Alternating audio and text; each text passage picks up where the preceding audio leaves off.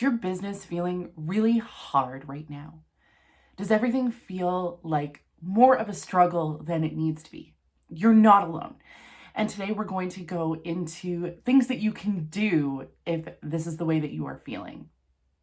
If you did not watch last week's video on the realities of owning your own small business, I encourage you to check that out as well. So that link is on the screen now. If you don't know me, my name is Kayla Droog, and I love helping small business owners create more time and efficiency so they can focus on serving their clients and growing their businesses. If you are feeling like your business is really hard right now, if you feel like you are really struggling, if the reality of business is hitting you a little too much, here are some things that you can do about it. The first thing is to trust your intuition. This took me a while. So when I was first starting out in my business, I said yes to pretty much everything because I was worried about making people happy and I was worried about not having enough money and not having enough clients. So I said yes to things that I knew were not right for me and were not right for my business because I needed to make money. And there are going to be times where we have to do that. But we should be reaching a point in our businesses where we no longer have to do that. So when you reach the point where money is less of an issue in your business, that's when you really do need to start saying no to things that you know are not right. So if you are talking to a potential client that you know is not a good fit, or you can tell is not the right personality for you, what you have to offer, someone that you know might be more work than they're worth, or just services that you do not want to offer.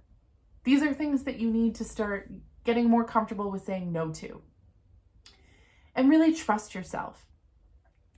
I have found in my business, the more I trust my instincts, the more I say no to the things I know aren't right and say yes to the things that feel right, even if they feel scary, the more I lean into the things that I really want to be doing and trust my instinct about the direction that I want to go, the better my business gets. So the more that I trust my gut, the more that I trust the process, the better my business is getting. The more that I trust my gut, the more that I trust the process, the better it has worked out. I know that it is a privilege to have gotten to this point where I can turn people away when I know that they're not a good fit, because I don't have to say yes to every client in order to pay my bills every month. But it has also taken me a lot of work to get to the point where I trust my instincts enough to say no. The second thing that really helps when business is getting hard, and I know I say this in so many videos, but I repeat it because it is crucial. You need a community as a business owner. You need at least one person who is also an entrepreneur that you can talk to, because you need someone in your life who truly gets what you're going through. When I was starting out, I found some of these people in Facebook groups, on social media, at networking events, and just by keeping my eyes and ears open and connecting with people where I could, which was a challenge for me as an introvert. But if I can do it, you can do it. So pay attention. Maybe you are in some sort of online program or membership, and maybe there's someone in there that you can connect with, or maybe there is a local networking group that you can go to, or maybe there's a Facebook group that you are already in where you can find somebody. But connect with someone in person or online that you can talk to about the reality of being in business. Someone you can talk to when you need advice or you need to bounce ideas off of someone you can talk to when things get hard and you just need someone who truly understands, or somebody that you can talk to when things go well and you need someone to celebrate with. Because again, They are truly going to get why it's an exciting thing in a way that non-business owners may not understand. Finding the right community of other business owners has made the biggest difference in my life and my business. And without that, I would truly not be where I am today.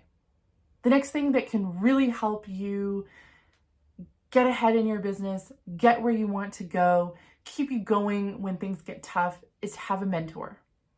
Now, you really need the right mentor. It's kind of like finding a therapist. You need someone who has the right vibe and the right skills for you. So don't find someone who leans into a lot of sales tactics and more masculine business energy if that is not something that you align with. Don't work with someone who is all about manifestation if that is not something that you subscribe to. You need to find someone who is going to be the right fit for you. You also need to find someone who knows about your business and the things that you want to do and the direction that you want to go. You may, over the course of your business, need multiple mentors. You may need different mentors at different times to help you do different things, and that's okay. All you need at any given time is someone who is further down the road in the direction you want to go, who can help you get there. And you may at some point pass them or reach the point where they have nothing more that they can share with you. And then you need to find someone who is further down that road. Or if you decide to go in a different direction altogether, you might need a new mentor to take you down that new road.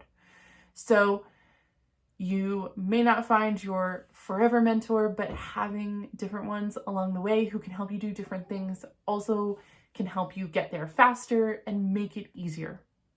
And then the final big thing that I recommend to help make business easier is to prioritize breaks and time off. When you're first getting started, this seems counterintuitive. You feel like there is no time to take time off. And if you step away from everything, it is going to either fall apart or catch fire. But it is so important to prioritize rest, to prioritize time away from your business. I was not good at this when I was starting out. I would work constantly because I was afraid of letting people down. I was afraid of not getting everything done. And there were times where I said yes to too many things at once, and I had to work constantly to get it all done. And what you eventually realize is that working at this pace is not sustainable. And another thing that I've realized at this point in my business is that I do not want my business to be my entire life. I love my business, but this is not the only thing that I want to do with my time. So I have really made it a priority to take time away from my business so that I can come back to my business with more energy and more inspiration, but also so that I can enjoy the rest of my life. One thing that I have started doing recently is blocking off an entire day off in my calendar, say a week or two or a month in advance. And I've done this periodically in the past, but if I block off a day off in my calendar and then I don't actually have anything specific that I want to do on that day, it is so easy for me to get to that day and say, well, you know what? I don't have any plans anyway, so I may as well just work.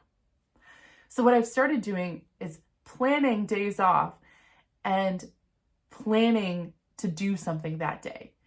Even if it is just to go out to lunch with a friend or to go somewhere specific for a hike or to read a specific book, I create a concrete plan for that day so that when I get to that day or I get to that week, I say, no, I can't work that day because I have already planned to do this.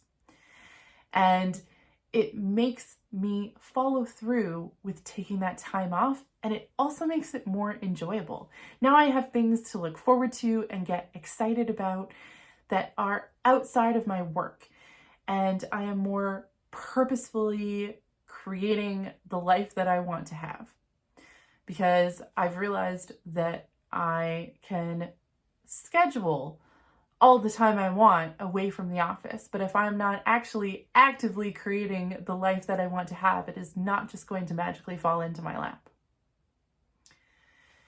So I hope that this has helped you understand and hopefully cope with some of the realities of being a small business owner. I hope that if you are in a period where your business is really hard, where you feel like you are struggling, some of these tips might have helped make it a little better. If you are feeling alone and you need someone to talk to, please leave a comment or reach out. I don't want any business owner to ever feel like they have nobody at all that they can talk to. We entrepreneurs definitely need to stick together. Don't forget to like and subscribe. And if you know someone who would benefit from this video, please share it with them. I will see you soon.